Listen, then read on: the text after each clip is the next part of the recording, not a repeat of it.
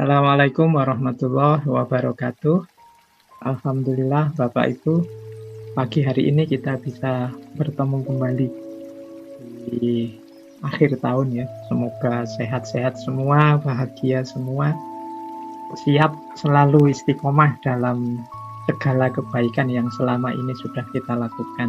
Alhamdulillah, pagi ini kita akan mungkin membahas, bagusnya mungkin bukan membahas ya, kita mencoba muhasabah sebagaimana temanya. Muhasabah itu mungkin makna sederhananya mengevaluasi, menghitung-hitung kembali. Biasa. Jadi muhasabah itu menghitung-hitung diri. Saya sudah sampai di mana? Ideal-ideal yang selama ini saya yakini, nilai-nilai yang selama ini saya yakini, sudah apa belum saya laksanakan dengan sebaik-baiknya. Ini kalau di organisasi ini aspek evaluasi. Jadi evaluasi diri. Karena kita itu manusia. Manusia itu kenapa muhasabah itu penting? Yang pertama karena manusia itu tempatnya salah, alpa, dan tidak sempurna. Orang yang tidak mau muhasabah itu bisa masuk kategori orang sombong. Jadi dia merasa dirinya benar terus, dia merasa dirinya pas terus, cocok terus, tidak mau evaluasi diri. Maka ya mari Bapak Ibu kita sediakan waktu lah. Kalau tidak seminggu sekali, apalagi sehari sekali, ya sebulan sekali. Kalau tidak bisa ya paling apa setahun sekali lah. Jangan 10 tahun sekali, nanti lupa. Kita terlanjur sudah melesat jauh, mengembalikannya susah. Ayo momen-momen muhasabah. Kalau ada waktu momen, misalnya sepertiga malam, kalau Bapak Ibu mungkin sedang ibadah, sholat, bisa sambil sebentar merenung. Hari ini saya sudah ngapain saja? Yang positif apa? Yang buang-buang waktu apa? Tidak hanya yang dosa, ya termasuk yang dosa apa? Oh ternyata 24 jam hari ini saya waktunya sebagian besar malah tidak penting semua. Yang penting hanya sholat ibadah pokok saja. Sisanya misalnya, ini namanya muhasabah. Jadi ini pentingnya ya, kalau setahun sekali berarti secara umum. Ini mungkin lebih general lagi kalau yang muhasabah akhir tahun ini. Baik, jadi dan ini ditekankan dalam agama karena manusia itu biasanya cenderung kalau salah itu tidak mau ngaku. Orang itu lebih cenderung ngaku bahwa aku itu yang selalu benar kok, aku ini pas kok, ya yang lain saja yang tidak paham aku. Orang itu selalu inginnya dianggap benar terus. Dikritik itu kan sakit, dianggap keliru itu kan kita rasanya tidak terima. Jadi ini menarik karena kebenaran itu fitrah kita. Jadi kalau kita dituding orang, dituduh orang, disalahkan orang, itu mesti sakit. Ya sehebat apapun orang, sealim apapun, seagung apapun, kalau disalahkan, meskipun dia tahu dia tidak salah, itu pasti ada rasa tidak enak dalam dirinya. Ya tergantung nanti orangnya bisa menguasai diri atau tidak. Kalau bisa menguasai diri ya tidak sampai segitunya merespon sakit hati karena disalahkan. Tapi ini menunjukkan bahwa kita harus sangat waspada ini, karena kadang-kadang kita itu egois, nganggap dirinya benar terus, disalahkan orang tidak mau. Nah, momen-momen muhasabah ini untuk mengikis ego yang ingin selalu benar tadi. Baik, bismillah kita mulai ya. Ini yang mungkin penting kita muhasabah dari awal ya. Ini materi-materi umum saja, nanti spesifiknya Bapak Ibu semua mengkontekskan dengan hidup kita. Yang pertama, penting kita renungi kualitas diri kita. Nah, nilai diri kita. Rumusnya nilai diri itu salah satunya ini. Jadi ada tentang jasad. Ini membacanya menarik. Ada yang membaca seperti ini. Jasad itu berharga kalau ada ruhnya, ada nyawanya, ada hayatnya. Karena jasad tanpa ruh itu ya jenazah namanya. Posisinya seperti barang. Tapi jasad dan ruh ini berharga kalau di dalamnya ada ilmunya. Nah, jadi ilmu itu menentukan kualitas diri kita. Semakin ilmu masuk banyak manfaat dalam hidup kita, semakin kita disebut orang yang berkualitas. Ilmu itu akan tambah berharga kalau berbuah amal. Nah, ini lanjutnya. Kemudian amal itu akan semakin tinggi nilainya kalau dia mengandung ikhlas. Nah, ini cara membacanya menarik. Jadi jasad itu berharga kalau ada hayat, hayat itu berharga kalau ada ilmu, ilmu itu berharga kalau ada amalnya, amal itu berharga kalau ada ikhlasnya. Nah, kualitas diri kita ya nanti dimulai dari jasad. Ini pasti. Jangan lupa jasad itu amanatnya Allah. Tidak boleh ada yang sembrono, saya sakit, tidak apa-apa lah Pak, yang penting dekat sama Allah, tidak boleh. Menyepelekan jasad, kesehatan fisik itu juga berarti kita tidak menunaikan amanatnya Allah. Jadi tidak boleh saya puasa terus lah Pak, biar dekat dengan Allah, ya tidak. Ya ada puasanya, ada buka puasanya. Jadi yang paling dasar ini, jadi menjaga jasad kita, fisik kita. Jadi ini kita renungi nanti sejauh mana aku sudah care dengan jasadku, dengan fisikku. Sejauh mana aku sembrono atau tidak. Yang mungkin kolesterolnya tinggi dan penggemar gorengan, sejauh mana bisa berjihad menahan diri tidak makan gorengan. Oh, itu kan banyak, mungkin Bapak Ibu sesuai situasinya masing-masing. Insya Allah kesungguhan kita, Pak, mosok cuma sekedar tidak makan gorengan aja hubungannya sama Allah. Iya, itu menunjukkan kesungguhan kita menjaga amanatnya Allah yang namanya jasad.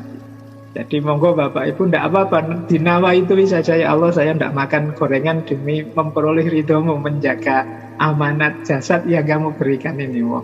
Jadi tidak makan gorengan jadi pahala besar itu nanti. Jadi jihad nggak usah ribet-ribet jauh-jauh ya Mas Faiz ya. Tidak apa-apa, jihad kita itu mungkin ada yang jihadnya tidak banyak gula, ada yang jihadnya tidak makan nasi, tidak apa-apa demi kesehatan. Ini jauh bedanya. Kalau nawaitunya cuma diet saja biar langsing, biar kelihatan indah, cakep. Kalau hanya itu nanggung niatnya. Ayo niatnya menjaga amanat Allah saja yang berupa jasad ini. Ini jasad. Setelah itu tentu saja hayat. Harganya jasad kita ada pada ruh kita, nyawa kita. Nah, seperti bulan lalu kita membahas emosi, ini berarti peduli dengan mental, peduli dengan hayat. Nanti pagi ini kita banyak muhasabai aspek hayat ini. Jiwa kita, bagaimana jiwa yang sehat, yang benar-benar ilaihi roji'un, rutenya. Yang ketiga ilmu. Tentu saja insya Allah kalau Bapak Ibu kesadaran ilmunya sudah tinggi, semangat belajarnya sudah setiap minggu, mungkin seminggu bisa berapa kali, ini bagi saya sudah luar biasa. Jadi paling tidak amanat Allah, kewajiban untuk belajar itu sudah kita jalankan. Nah, kalau memang ilmu sudah kita jalani, apakah sudah berbuah di amal? Nah, nanti boleh sendiri-sendiri memuhasabai dari berbagai tema di kajian kita ini, seperti apa sih peningkatan diriku setelah banyak tema ini kita renungi, kita dalami. Ini aspek amal. Nah, kalau amal sudah wujud, baru dicek ikhlas enggak. Nah, ini keikhlasan. Keikhlasan berarti orientasi hanya pada Allah saja. Tidak ada yang macam-macam yang jadi orientasi kita. Nah, ini kualitas kita. Ya tentu saja kualitas puncaknya ketika kita sampai di terminal akhir namanya ikhlas. Segala kebaikan dari jasad, hayat, ilmu, amal itu memuncak di ikhlas. Jadi kalau kita sudah tidak terlalu excited waktu dapat anugerah dan tidak terlalu sedih waktu dapat musibah, karena semuanya kita sadar anugerahnya Allah saja, kemungkinan kita sudah sampai di terminal akhir, terminal ikhlas. Jadi dan ini memang perlu proses pelan-pelan, tapi ikhlas itu ya nanti berhubungan dengan titik-titik kualitas diri yang lain. Bagaimana kita memelihara jasad, bagaimana kita menghidupkan hayat, bagaimana kita mengisi diri dengan ilmu dan menjalankannya lewat amal. Kuncinya di situ.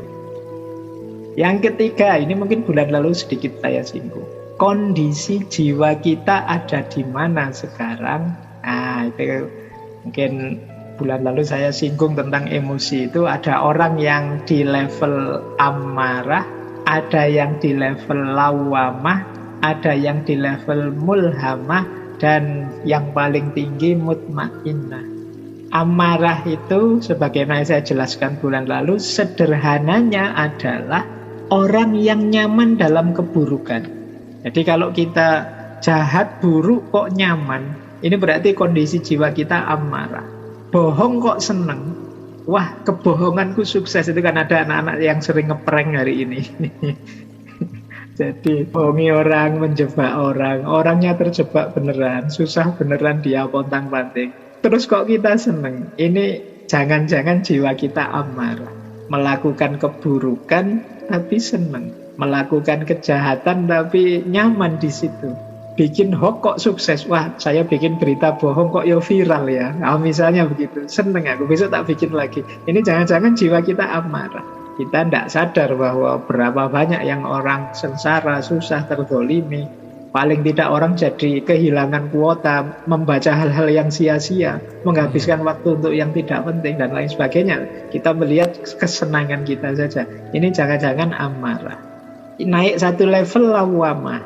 Kalau lawamah ini kondisi jiwa yang bertarung antara saya ingin bikin prank yang temanku sampai pontang-panting gitu, biar seneng. Tapi terus bertarung. Tapi apa pantas ya begitu? Apa tidak ada cara lain untuk bergembira bareng-bareng selain yang bikin gitu-gitu? Nah itu terus bertarung dalam diri kita. Nah cuma kalau di lawamah yang menang yang buruk. Jadi yang menang yang buruk itu, alah sudahlah tidak apa-apa, tak bikin hoax saja. Paling nanti ya kalau kebongkar kan ya sudah, ya cuma iseng saja kok, nanti tinggal minta maaf, bikin materai kan selesai misalnya. Nah yang menang kok yang buruk, padahal tadi sudah ada pertarungan dalam jiwa kita. Itu namanya jiwa kita ada di kondisi lawamah. Jadi ada pertarungan baik buruk, yang menang yang buruk. Ini berarti kita ada di level 2. Ini lebih baik dari amarah. Kalau amarah tidak ada pertarungannya, pokoknya yang dipilih yang jelek saja. Nah ada naik satu level lebih tinggi dari lawamah, namanya mulhamah. Mulhamah itu ada pertarungan dalam diri dan yang dimenangkan yang baik. Ini mulhamah. Jadi beda dengan lawamah tadi. Kalau lawamah, sudahlah saya pilih yang buruk saja, nanti gampanglah diatasi belakangnya. Iseng saja kok ini. Ini lawamah. Tapi kalau mulhamah, saya pilih yang baik sajalah. Ya mungkin tidak jadi bergurau, tidak jadi senang-senang sama teman, tidak apa-apalah. Daripada senang-senang yang menyakiti, senang-senang yang efeknya buruk. Ini jiwa kita, jiwa mulhamah. Disebut mulhamah karena dari akar kata ilham tadi. Kita dapat ilham dari Allah untuk milih yang baik. Nah puncaknya tentu saja mutmainah. Kalau mutmainah ini kita nyaman dengan kebaikan. Kebalikannya amarah tadi. Kalau amarah kita nyaman dalam keburukan, kalau mutmainnah ini tidak usah ada pertarungan, otomatis kita milih yang baik sudah. Nah ini puncaknya kondisi jiwa kita. Amarah, lawamah, mulhamah, puncaknya mutmainnah. Kita nyaman dalam kebaikan. Nah ini nanti mari kita renungi Bapak Ibu, ada di mana kita. Semoga paling tidak di mulhamah. Jadi ya memang kita sering bertarung ini, milih ini apa milih itu, tapi selalu Allah membantu kita, terus kita milih yang baik, kita milih yang benar. Semoga tidak di lawamah, apalagi amarah. Lawamah pun ini sebenarnya ya masih manusiawi, kadang-kadang kita bertarung dan salah pilih. Tapi ketika ada pertarungan itu nanti kemungkinan ada penyesalan. Ada penyesalan itu masih mending. Berarti manusia masih punya rasa bersalah. Ini penting. Banyak orang yang kehilangan rasa bersalah ini. Kalau di psikologi namanya sense of guilty. Nah ini bahaya karena kalau orang kehilangan rasa bersalah itu sisi kemanusiaannya mulai habis, mulai luntur. Orang itu wajar salah, kadang-kadang kepleset, kadang-kadang khilaf, kadang-kadang tidak sadar, tapi tidak manusiawi kalau dia tidak punya rasa bersalah. Jadi dia menganggap dirinya benar terus. Tidak sadar kalau dia menyakiti orang, tidak sadar kalau dia merusak dirinya, merusak orang lain. Ini tidak punya sense of guilty. Orang-orang di amarah ini kadang-kadang ada di level kehilangan sense of guilty. Tidak punya rasa salah, kayak benar saja. Padahal sudah melakukan kesulitan, kemudorotan, kebahayaan untuk orang lain. Baik, jadi ini bahan juga kita muhasabah ada di mana sekarang, lawamah, mulhamah, apa mutmainnah. Nah ini juga kemarin mungkin kita uraikan orientasi jiwa. Jiwa kita ini arahnya kemana sih? Dia bahagia dengan apa kalau kata Imam Ghazali? Ada orang yang orientasinya jiwanya saitoniyah, ada yang bahimiyah, ada yang sabuiyah, ada yang malaikah. Saitoniyah itu Orang yang bahagia, senang kalau menyusahkan orang lain. Ini setan sudah. Setan itu kan berjanji menyesatkan orang, menyusahkan orang. Ada orang-orang Syaitonia. Orang Syaitonia ini biasanya orang yang punya watak pendengki. Jadi orang dengki pada orang lain itu biasanya mentalnya mental setan. Dia ingin yang dia dengki ini jatuh. Bahkan saya korban banyak, tidak apa-apa, asal dia sengsara hidupnya. Ini setan. Setan itu merelakan dirinya masuk neraka, asal orang lain, semua manusia juga masuk neraka. Jadi ini setan. Saya jahat, tidak apa-apa, asal dia juga rusak hidupnya, kacau hidupnya. Ini mental Syaitonia. Ini orientasi jiwa paling rendah. Inilah manusia yang kalau dalam Al-Quran disebut asfala safili. Lebih rendah dari binatang. Binatang mungkin bisa buas, bisa jahat, itu kan mengikuti fitrahnya. Dan binatang tidak punya akal, tidak dianugerahi budi. Tapi manusia dianugerahi akal, dianugerahi budi. Kok bisa Syaitonia? Ini berarti dia memang manusia itu bisa jatuh lebih rendah daripada binatang. Nah ini Syaitonia. Yang kedua Bahimiyah. Bahimiyah ini orang yang orientasi hidupnya sekedar kesejahteraan duniawi. Ingin kaya, ingin punya investasi banyak, ingin senang, ingin punya pasangan yang baik, yang cantik. Ini Bahimiyah. Orang menyebutnya Bahimiyah ini dari nafsunya, dorongan fitrah manusia untuk tumbuh berkembang. Sebenarnya secara manusiawi orang itu ya tentu saja ingin memenuhi kebutuhan hidupnya, tapi jangan berlebihan. Jadi kuncinya di Bahimiyah ini boleh manusiawi, tapi begitu berlebihan jadi buruk. Kita mencari rezeki misalnya untuk bisa memenuhi kebutuhan kita sehari-hari itu manusiawi. Tapi kalau fokus hidup hanya di situ saja, itu baru berlebihan, baru melampaui batas. Hidup kok hanya mikir makan saja, hidup mikir kesejahteraan saja, mikir seks saja, mikir ini Bahimiyah namanya. Ada orang yang fokusnya ke sini terus. Nah itu orientasi jiwanya, levelnya lebih lumayan sih daripada Syaitonia. Ini orang-orang yang berlebihan dalam hal ya sederhananya mengejar kesejahteraan duniawi. Ada lagi yang naik satu level lebih tinggi, Sabu'iyah. Sabu'iyah ini, Sabu'iyah Siba itu artinya binatang buas. Orang yang mungkin Sabu'iyah itu obsesinya hanya kesuksesan, keberhasilan, kemenangan, keunggulan atas orang lain.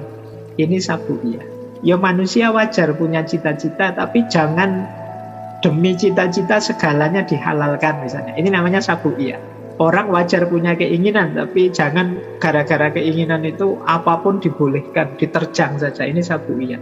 Tidak apa-apa lah Pak, saya melakukan ini nanti tinggal tobat saja di belakang kan gampang, tapi kan sudah sukses duluan. Nah, ini Sabu'iyah. Yang penting kan saya sukses, menang di atas yang lain. Harta banyak, jabatan tinggi, ya nanti kalau dosanya numpuk banyak, saya kan tinggal umroh saja, nanti tobat di sana misalnya. Jadi, nah ini yang tidak boleh. Jadi fokus hanya pada keinginan, cita-cita untuk menang, untuk unggul atas yang lain. Dan ya yang diidealkan kita ada di level malaikah. Jadi kata Imam Ghazali, level malaikah itu orang yang fokusnya melayani Allah. Jadi fokusnya pada ketaatan, kepatuhan pada Allah. Nah, ini orientasi jiwa. Jadi setiap gerak hidup kita, setiap detik apa yang kita lakukan, yang ada di pikiran kita itu yang membuat ridho Allah apa ya kira-kira. Nah, mari kita cek kita ada di mana. Kalau orang Sabu'iyah tadi, apapun tiap langkah yang kita pikir bagaimana caraku sukses. Kalau yang Bahimiyah, yang dipikir bagaimana caraku nyaman, enak. Kalau yang Syaitonia, tidak mikir dirinya, yang dipikir musuhnya. Itu Syaitonia. Kalau malaikah, tidak mikir dirinya, yang dipikir Allah saja. Ini agak kebalikan, yang awal sama yang akhir. Yang kelima, kalau tadi yang urusan dalam, urusan batin, sekarang kita agak keluar. Perilaku kita, perilaku batin, kita awali dari sini. Jadi ini saya ambil dari beberapa tokoh akhlak kita. Ini juga level, ini semakin ke bawah level akhlaknya semakin tinggi. Jadi ciri-ciri orang yang akhlaknya mulia. Ini saya ambil dari Imam Ghazali. Meskipun Imam Ghazali mengutip beberapa ulama. Orang baik itu secara akhlak ya, paling mudah, paling kelihatan dilihat dari performan fisiknya. Ini diambil dari Hasan Basri. Orang akhlaknya baik itu biasanya selalu tersenyum, mukanya ramah. Senyum ramah ya Bapak Ibu, bukan senyum, bukan ada senyum itu yang senyum sinis, senyum melecehkan, enggak. Senyum ramah, orang dekat melihat itu senang. Rasulullah itu punya satu karakter yang sering disebut yaitu basam. Basam itu selalu tersenyum. Bahkan tidak tersenyum pun orang rasanya disenyumi terus oleh Rasulullah. Jadi karena memang ciri orang akhlaknya baik itu selalu senyum, tidak menyusahkan. Itu dilanjutkan nanti oleh Al-Wasiti lebih dalam lagi, ya tidak sekedar ramah dan senyum sih sebenarnya. Kehadirannya selalu mengembirakan. Kan ada orang itu yang kehadirannya menyebalkan. Kalau dia datang orang mengeluh langsung, aduh kok dia datang ya, urusan tambah ruwet ini mesti. Karena ada orang yang begitu. Jadi ini urusan sudah mau beres tadi, begitu dia datang, wah sudah usul macam-macam tambah kacau ini.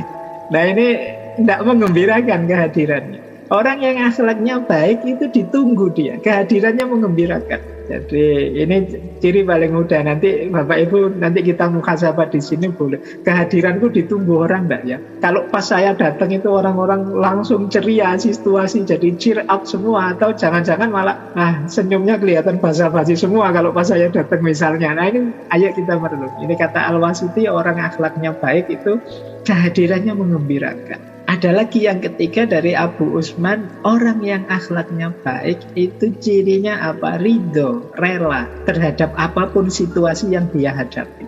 Jadi tidak pernah mengeluh, tidak pernah sambat.